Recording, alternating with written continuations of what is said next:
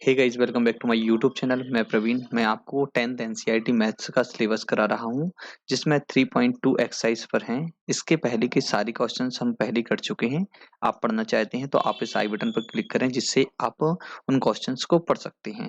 आप हमारे इस चैनल पर नए हैं तो हमारे इस चैनल को सब्सक्राइब करें और वीडियो को लाइक करें, दोस्तों को शेयर करें। चलिए अब हम इसके आगे के सारे क्वेश्चन पढ़ते हैं। 3.2 एक्सरसाइज में थर्ड क्वेश्चन में ये फर्स्ट क्वेश्चन है। थर्ड क्वेश्चन का ये फर्स्ट क्वेश्चन है। इसमें लिखा हुआ है कि निम्न समस्याओं में रैखिक समीकरण युग्म बनाइए और उनके अनेक हल प्रतिस्थापित विधि द्वारा ज्ञात कीजिए। ठीक है, अब इनको हम सॉल्व करते हैं। तो सबसे पहले इन्होंने लिखा है कि दो संख्याओं का अंतर 26 है। दो संख्या ऐसी कौन सी होंगी जिनका अंतर 26 होगा और एक संख्या दूसरी संख्या की 3 गुनी है, तो उन्हें ज्ञात कीजिए। बस इतना बोला है। तो देखिए, सबसे पहले हम माना वह दो संख्याएं,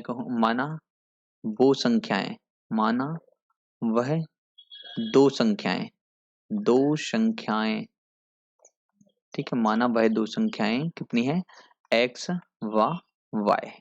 ठीक है, तो इसमें हम एक स्टेटमेंट और लिखेंगे, वो हम आपको बता दे रहे हैं। जैसे किसी चीज का अंतर निकालना है, जैसे एक संख्या x है और दूसरी संख्या क्या है, y है। तो इन दोनों का यदि हम अंतर निकालेंगे तो कितना 26 आएगा। 26 प्लस का कब आएगा, जब ये वाली संख्या बड़ी होगी, मतलब x बड़ा होगा और y छोटा होगा। इस बात को हमें ऐसे लिख देना है, जिससे हमारा क्लियर हो कि जो आंसर आएगा तो हमारा x का बड़ा आएगा और y का छोटा आएगा। जब हम इनको माइनस करेंगे तो हमारा आंसर 26 आना चाहिए। ठीक है, वो भी किसका, प्लस का 26 आना चाहिए। अब इसके बाद एक संख्या दूसरी संख्या की 3 गुनी है। उन्होंने ये बोला है एक संख्या है और दूसरी संख्या है। यदि दोनों, एक संख्या दूसरी संख्या दोनों संख्या है, ये दोनों यदि लिख देते कि बराबर हैं, तो एक संख्या दूसरी की बराबर है। अब एक संख्या दूसरी की 3 गुनी, मतलब कि दूसरी की यदि आप 3 गुनी करोगे तो वो वाली संख्या आपको मिल जाएगी। इसकी आप लैंग्वेज को समझिए। एक संख्या मतलब कि ये वाली संख्या दूसरी संख्या की 3 गुनी है, मतलब दूसरी संख्या यदि आपके पास 5 होती, उसकी 3 गुना करते आप 15, तो वो 15 जो आंसर आता, तो वो 15 किसका आता, इस एक्स का आता।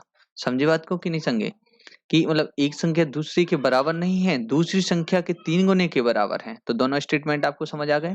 तो अब हमारा समीकरण कौन सा बन जाता है, दूसरा समीकरण बन जाता है। तो इससे हमें सीधा सीधा x की वैल्यू मिल जाती है कि नहीं मिल जाती है। तो हम इसमें लिखते हैं समीकरण एक में x की वैल्यू को रखने पर, x का मान रखने पर, ठीक है, x का मान रखने पर, ठीक है, x का मान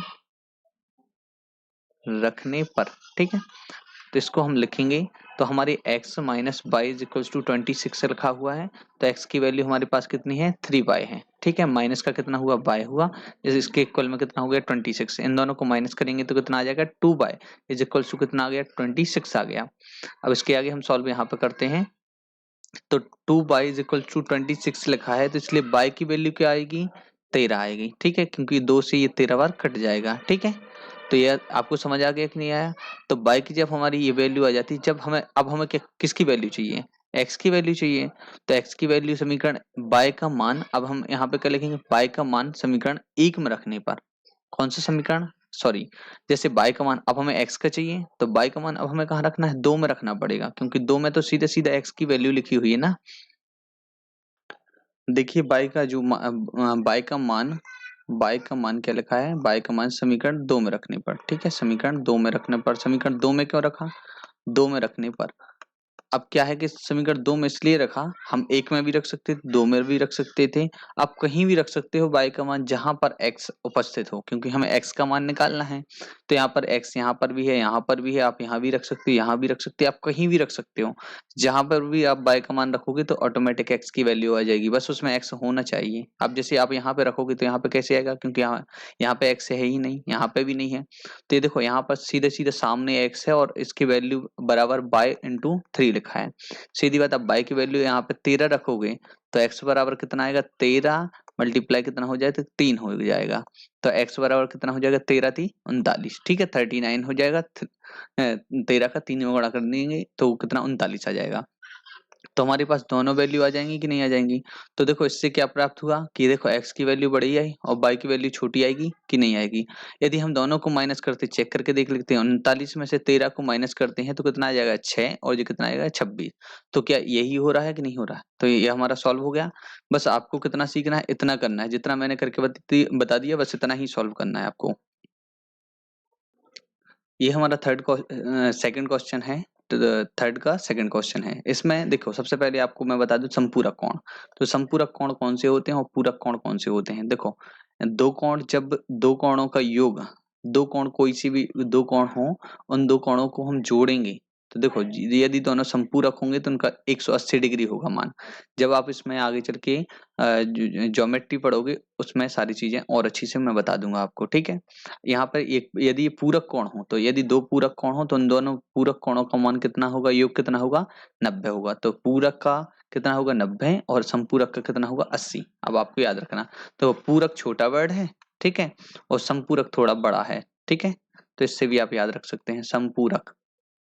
तो एक ट्रिक है कि संपूरक थोड़ा बड़ा वर्ड है तो 180 आ जाएगा, पूरक थोड़ा छोटा है तो पूरक से 90 आ जाएगा, ठीक है। तो आपको इस तरीके से इसको याद रखना है। अब आप क्वेश्चन को पढ़ो।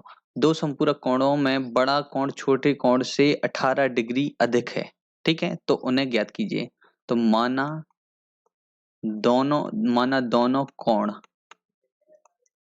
दोनों कोण, ठीक है, x व y है, ठीक है, दोनों लिख दिया हमने। अब दोनों को क्या है, दोनों संपूरक है। अब संपूरक कोणों का योग, तो हम जानते हैं संपूरक कोणों, ठीक है, संपूरक कोणों का योग, संपूरक कोणों का योग x plus y is equals to कितना होता है 180 होता है, ठीक है। तो इसमें हम वही स्टेटमेंट फिर भी लिख सकते हैं कि हाँ यहाँ पे कुछ नहीं लिखना है, जैसे हमने पिछले में लिखा था x बड़ा था और y छोटा था, ठीक है, यहाँ पे कोई माइनस थोड़ी कर रहे हैं। तो बड़ा कोण छोटे कोण से 18 डिग्री अधिक है, हाँ अब लिख सकते हैं। तो बड़ा कोण जैसे x है, छोटा कोण कौन सा है y है, ठीक है। तो बड़ा कोण छोटे कोण से कितना 18 एक्स्ट्रा है, जितना एक्स्ट्रा होगा तो वो माइनस करेंगे तो यहाँ पे आएगा ना, ठीक है। कोई चीज किसी चीज से बड़ी होगी, अगर हम दोनों का डिफरेंस करेंगे तो उसका देखो कितना 18 अधिक है, तो 18 अधिक ऐसे भी लिख सकते हैं, या कुछ लोग भाषा में लिखते हैं तो बड़ा कोण लिख देते हैं, ठीक है। बड़ा कोण लिखा, फिर उसके बराबर में क्या लिखा उन्होंने, छोटा कोण लिखा, ठीक है, छोटा कोण लिखा, छोटा, ठीक है, छोटा प्लस 18 अधिक ऐसे लिख दिया। तो बड़ा कोण x हो गया, छोटा कोण y हो गया, प्लस 18 ऐसे लिख दिया। फिर उसके बाद उन्होंने जब इसको पक्षांतर किया तो x minus y is equals to 18। तो इससे ये भी आ जाएगा, ठीक है। थोड़ी लैंग्वेज आपको समझ में नहीं आ रही है तो आप ऐसा लिखो बड़ा कोण फिर छोटा कोण 18 अधिक, तो 18 अधिक लिख दिया। तो बड़ा कोण x मान लिया, तो इसमें हम कैसे लिखेंगे, बड़ा कोण x हो गया, छोटा कोण y हो गया। तो इस स्टेटमेंट को हम लिख सकते हैं कि नहीं लिख सकते। बड़ा मतलब कि जिस तरफ ये खुला हुआ मुंह रहता है तो वो बड़ा कोण होता है, जो जहां बंद रहता है वो छोटा कोण होता है या छोटी वैल्यू होती है, ठीक है।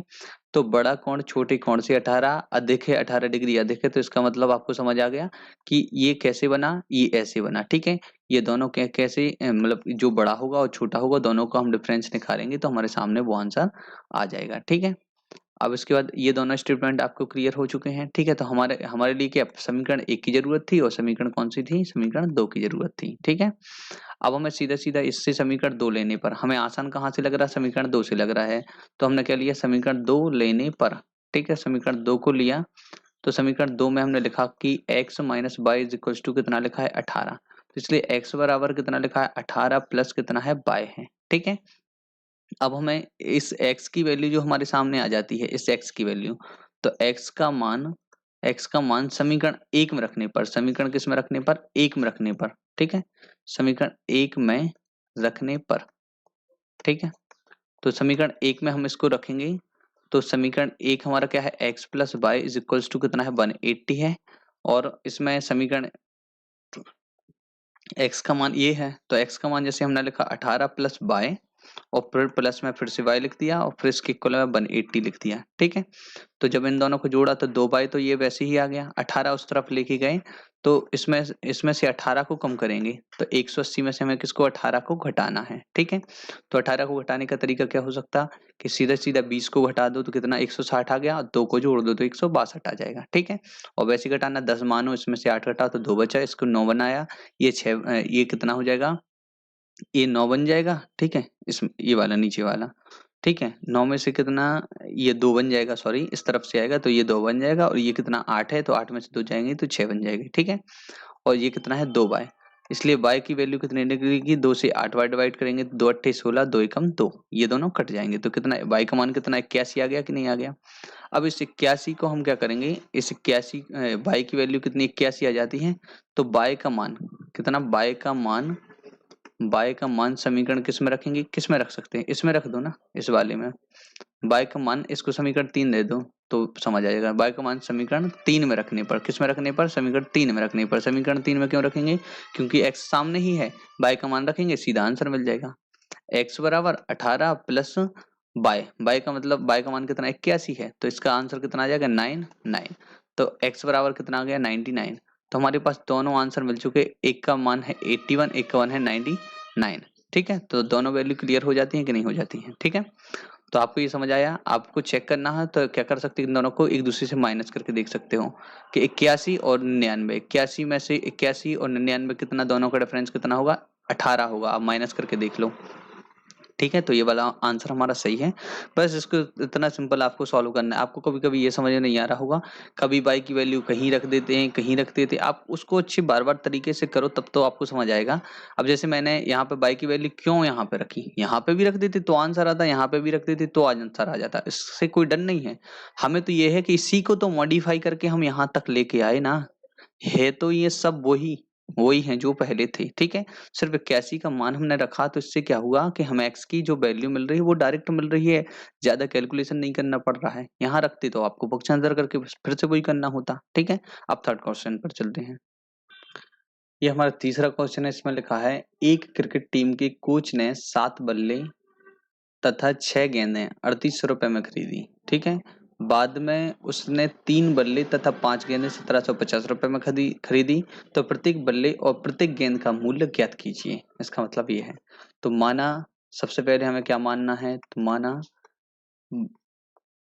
माना बल्ले और गेंद दो चीजें हैं।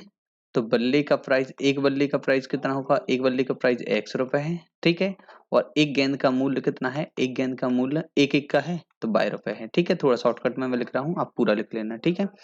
तो एक गेंद का मूल्य x है और एक बल्ले का मूल्य x है और एक गेंद का मूल्य y है, ठीक है। जैसे उन्होंने 7 बल्ले खरीदे, तो 7 बल्लों में एक गेंद के मूल्य का मल्टीप्लाई करोगे तो उसका टोटल मूल्य आ जाएगा कि नहीं आ जाएगा।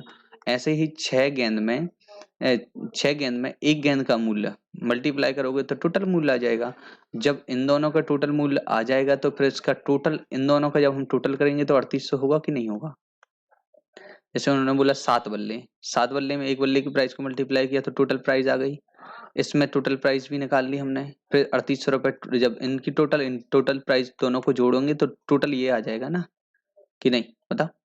तो ये कौन सा हो गया, समीकरण 1 हो गया, ठीक है। तो इसको हम थोड़े तरीके से लिख सकते हैं, इसको हटा देते हैं, 7x लिख दिया डायरेक्ट, ठीक है। 7x प्लस 6y, ऐसे ही मैंने इसको किया 3x प्लस 5y, ठीक है। 5 गेंदें, इन सबका टोटल मूल्य कितना हो गया 1750 हो गया, ठीक है।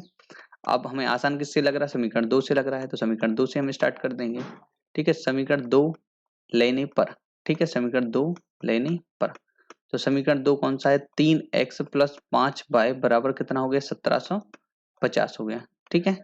अब इसके बाद हमें क्या करना है, 1750 हो गया। अब हमें इसकी में x की वैल्यू निकालना है, तो 3x हमने वहीं लिखा रहने दिया, 1750 जहां था वहीं है, ठीक है। 1750 जहां था वहीं है, इसमें हमने क्या कर दिया, इसका 5y का पक्षांतर कर लिया, ठीक है। अब हमें क्या करना, 3 का पक्षांतर करना है, 3 का पक्षांतर करेंगे तो ये जो 3 है तो यहाँ से हटके कहाँ आ जाएगा, इसके नीचे आ जाएगा 3, ठीक है। तो हमारे पास जो x की ये पूरी वैल्यू मिल जाती है, कौन सी, ये पूरी हमारी x की वैल्यू है, ठीक है। इतनी ये x की वैल्यू है, ठीक है। अब इसके बाद क्या है,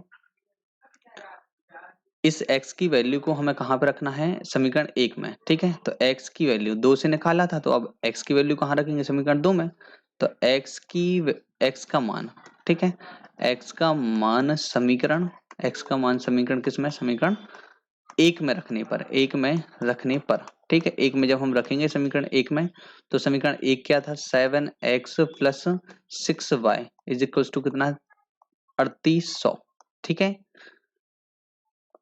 इसके बाद इसमें जब 7 को लिखा, x की वैल्यू को हमें रखना है, यहाँ पे रखना है, ठीक है। तो इस x की वैल्यू को टोटल x की वैल्यू कितनी है 1750 माइनस का 5 बाय और बटे में कितना है 3 है, ठीक है। इतनी हमारी ये वैल्यू किसकी x की वैल्यू है। सिर्फ x की वैल्यू रेड कलर में दिख रही होगी। अब x को तो हम लिखेंगे नहीं क्योंकि इसकी वैल्यू को हमने लिख दिया। 6 बाई इज इक्वल्स टू कितना हो गया 3800 हो गया, ठीक है। इतना हो गया। अब इसके बाद हमें यहाँ पे इनका मल्टीप्लाई करेंगे तो इसका मल्टीप्लाई इसमें होगा, इसका मल्टीप्लाई इसमें होगा। तो 7 का मल्टीप्लाई किस में होगा 1750 में हुआ एक बार, और माइनस 7 का मल्टीप्लाई 5 में हुआ तो कितना होगा 35 बाई 7 पन्ना 35, ठीक है। 3 का एक बार पूरे में होगा 3 अपॉन में आ जाएगा, plus 6 by is equals to कितना होगा 3800, ठीक है। इनका मल्टीप्लाई करना है इसके आगे, ठीक है। अब देखो इनको हम कैसे करते हैं, तो 7 का तो इसमें मल्टीप्लाई हो चुका है, इसका मल्टीप्लाई इसमें करेंगे। 7 का मल्टीप्लाई 0, 7 का 0 बार 0 आ जाएगा, 7 का 35, 7 पन्ना 35 आ जाएगा, 3 लिख दिया, 7 से 3 49, 50 51 52, 52 का कितना आया 2 आया, हासिल की कितनी आ गई 5, 7 एकम 7 और 5 कितना हो जाएगा 7 5 12, 12250 आ गया, माइनस कितना हो गया 35 बाय हो गया, इसके बाद प्लस 6 बाय लिखा ही है, इसके इक्वल में 3800 है ही, ठीक है। अब हमें क्या करना है कि इसके अपॉन में जो कितना यहाँ से यहाँ तक लिखा था ना पूरा, तो यहाँ से यहाँ तक 3 वापस वहां ही है, ठीक है। यहाँ पर 1 को लगा दिया। अब इसका हम फिर से क्रॉस मल्टीप्लिकेशन करेंगे तो 12250, ठीक है। इसका इसमें मल्टीप्लाई हुआ तो यही आया, और माइनस का 35 बाई सेम टू सेम ही है, ठीक है। अब इसके बाद ये 6 है, इसका इसमें मल्टीप्लाई हुआ तो 18 बाय, ठीक है। इसके बराबर अपॉन में कितना आएगा, अब पूरा टोटल 3 आ जाएगा ना, नीचे के नीचे होगा, हमने क्रॉस मल्टीप्लिकेशन में बताया था आपको, ठीक है। 3800। यदि आपको ये कैलकुलेशन थोड़ा सा टफ लग रहा है तो मैं एक आई बटन पर लिंक डाल देता हूँ, इस पर आप क्लिक करिए। ये पूरा कैलकुलेशन मैंने पहले ओरल अलग से सिखाया है, ठीक है, पूरा बेसिक सिखाया है। तो इतना 3800, ठीक है, अपॉन में इसको 1 लगा दिया। अब इसका क्या होगा क्रॉस मल्टीप्लिकेशन फिर से होगा। हम कहाँ से क्रॉस मल्टीप्लिकेशन यहाँ से करते आ रहे हैं, थोड़ा कैलकुलेशन पे ध्यान दो, इसलिए मैंने सिर्फ 3 क्वेश्चन को लिया था। ये थर्ड क्वेश्चन अच्छे आराम से करना है, अच्छा क्वेश्चन है, आप कर सकते हो, बार बार करोगे तो ऑटोमेटिक आ जाएगा, ठीक है। इसका मल्टीप्लाई इसमें किया तो 12250 सेम ही है, 35 बाय बिल्कुल सेम टू सेम ही है क्योंकि एक में गुणा होगा, प्लस 18 बाय बिल्कुल वैसा ही है, बराबर 3800 में इसका इसमें मल्टीप्लाई होगा तो देखो 2 जीरो तो वैसे ही आएंगे, 8 3 24 से कितना आ जाएगा 4 आ जाएगा, 2 का मल्टीप्लाई किया 3, 2 को कैरी लिया, 3 त्रिका 9, 2 कितना हो जाएगा 11, तो 11400 इसका आ जाएगा, ठीक है। अब हमें y वाली वैल्यू को अलग रखना है और x वाली वैल्यू नॉर्मल वैल्यू को जिसमें कोई भी अचर पद है, मतलब कि ठीक है चर नहीं है, ठीक है। जैसे ये अचर पद है, ये वाला चर पद है, तो अचर पद जो है अचर पद को हम एक तरफ लिख लेंगे। जैसे कि हमने इसको 12250 लिखा था, इसको हम इस तरफ लिखा है, और 11400 को हम इस तरफ लेके आ गए, ठीक है। अब इन दोनों को हम इस तरफ लेके जाएंगे, किसको, जो हमारे चर पद हैं, ठीक है। तो इनको हम इस तरफ ले जाएंगे तो 18 से हमें इनको घटाना है, तो इसको हम घटाएंगे तो कितना आएगा हमारा, ठीक है। 18 से 35 तो 17 आएगा, ठीक है। 17 दूनी 34 एक 35, मतलब कि 17 आएगा। इनको माइनस हम करेंगे तो 17 आ जाएगा, तो इनको माइनस करेंगे, नहीं करते अभी हम बता दे रहे हैं, ठीक है। प्लस यहाँ पे ये प्लस का हो जाएगा, ये वाला कौन सा, ये वाला किसका माइनस का हो जाएगा 18 बाय, ठीक है। इस तरफ हमने पक्षांतर कर दिया, मतलब कि इसको हम इस तरफ लेके आए तो ये माइनस का बन गया, इन दोनों को हम इस तरफ लेके आए तो इसका साइन माइनस वाला प्लस का हो गया, प्लस वाला माइनस का हो गया, ठीक है। बिल्कुल कोई कंफ्यूजन तो नहीं है। अब क्या करना है हमारे लिए, इनको हम घटाएंगे तो 17 बाय आ जाएगा, ठीक है। इनको घटाएंगे तो 17 बाय आएगा, कैसे आएगा, 8 से 7 ना 15 होता है, ठीक है। यहाँ पे 2 कैरी आ जाएगा, फिर कितना हो जाएगा, इसमें से 2 को घटाएंगे क्यों, तो 17 वैसे ही आ जाएगा। और 17 17 कितना होता है 34 होता है, इसको 18 घटाना है ना, तो 18 घटाना है तो फिर 17 बचेगा ऑटोमेटिक, आप खुद ही सोचो, ठीक है। अब इसके बाद हमें इसके आगे इन इन दोनों को माइनस करना है, तो इनको माइनस करेंगे तो देखो इनको माइनस अलग से कर लेते क्या, यहाँ कर लो, ठीक है। ऊपर 12250 और कितना हो गया 14 11400, 11400 अकेला, ठीक है। इसको हमें माइनस करना है, 0 5, यहाँ पे ये कितना बनेगा 12, तो 12 और जी कितना हो गया 6 और 2 8, ठीक है, ये 8 बना, यहाँ पे 2 आ जाएगा तो ये 0 बचेगा, ठीक है, ये 0, 850 बचेगा टोटल, ठीक है। तो जो हमने इनको माइनस किया तो हमारे सामने कितना आया, 850, ठीक है। तो ये टोटल 850 हो गया, ठीक है, कोई दिक्कत नहीं है। 17 के 5 पहाड़े में 5 बार आता है, तो 17 से 5 बार हमने डिवाइड कर दिया, तो y बराबर कितना आ गया, 17 5 85, ठीक है। तो y का मान कितना आ गया, 85 आ गया। अब हमें x का मान निकालना है, तो x का मान हम सीधा निकाल लेंगे, तो कितना, 1750 माइनस 5y, यहाँ पे क्या लिखा है, 1750 माइनस 5y, ठीक है। मिनी बोर्ड निकल रहा कि नहीं, निकाल के देखते हैं, ठीक है, नहीं निकल रहा है। तो अपन ऐसा करते हैं कि ये पूरा हो गया, ठीक है।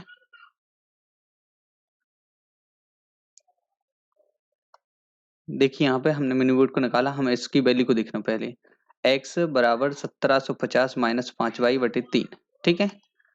x बराबर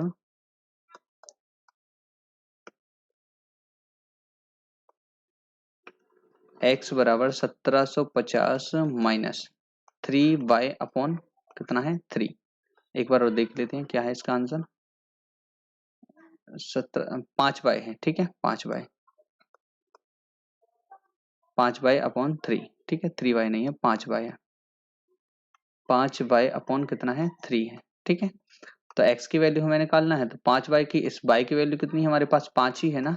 तो 1750 माइनस मल्टीप्लाई कितना है, 5 मल्टीप्लाई 5 अपॉन कितना हो गया, 3, ठीक है। तो इसमें इस 25 हुआ, ठीक है, इनको मल्टीप्लाई किया तो 1750 माइनस कितना हो गया, 25 बटे में कितना आ जाएगा, 3। तो x की वैल्यू इतनी। अब इसके बाद हमें क्या करना है, इसको 25 को माइनस कर देंगे तो 17 और कितना आ जाएगा, 25 बटे कितना आ जाएगा, 3। अब क्या ये 3 से डिवाइड हुआ, देखते हैं। 7 और 1 कितना होता है, 8, 8 के बाद 9, 10, 10 5 15, 15 टोटल आ रहा है इनका अगर, तो ये 3 से डिवाइड होगा तो ये भी पूरा 3 से डिवाइड हो जाएगा। ये 3 का डिविजिबिलिटी रूल होता है, जिससे हमने चेक कर लिया, ठीक है। तो इन सबको टोटल यदि सम करोगे तो 15 आएगा, 15 3 से डिवाइड होता है, तो मतलब इसका मतलब ये भी पूरा 3 से डिवाइड हो जाएगा, ठीक है। 3 से 5 बार करेंगे तो 5 3 15, 2 आ जाएगा, ठीक है। 30 आते कितना आ जाएगा, 21 आ जाएगा, एक बचा 3 5 15, तो कितना आ गया, 575। मतलब x की जो वैल्यू है हमारे सामने 575 आ रही है, कुछ मिस्टेक तो नहीं है, एक बार और चेक करते हैं हम, ठीक है। 1750 था हमारे सामने, और 1750 में से कितना, ये 5 आया, ये इसको चेक करते, 50 था हमारा आंसर, सॉरी। देखो एक बार देखते हैं, कहीं गलती है थोड़ी सी। 17 5 85, ये पूरा आंसर कितना आएगा, 50 आएगा, ठीक है। ये वाला आंसर जो है 50 है, बाई की वैल्यू कितनी है, 50 है, ठीक है। अब हम वहां पर पहुंचते हैं, तो ये वैल्यू कितनी है, 50 है। तो इनको जब हम क्या करेंगे, इनका मल्टीप्लाई करेंगे तो 250 आएगा, 250 में से हम 1750 में से 250 अलग करेंगे तो कितना हमारा 1500 आंसर आएगा, ठीक है। कितना आएगा, 1500, ठीक है, कितना आया, 1500। तो ये हमारा कितना आएगा, 1500। 1750 में से 250 अलग करोगे तो 1500, 1500 बटे कितना होगा, 3, 3 से आप काटोगे तो 500 आ जाएगा, ठीक है। अब हमारा ये आंसर सही है, मतलब y की वैल्यू कितनी हमारी 50 आ जाती है, और x की वैल्यू कितनी आ जाती है हमारी, 500 आ जाती है। बस हमारा ये सॉल्यूशन है। आप इस वीडियो को थोड़ा देखिए, थोड़ा सा कहीं कहीं मिस्टेक हो जाता है, तो ठीक है। आप आपको ये वीडियो अच्छा लगा हो तो जरूर हमारी इस वीडियो को लाइक करें, चैनल को सब्सक्राइब करें, ठीक है। दोस्तों को शेयर करें, मिलते हैं नेक्स्ट वीडियो में।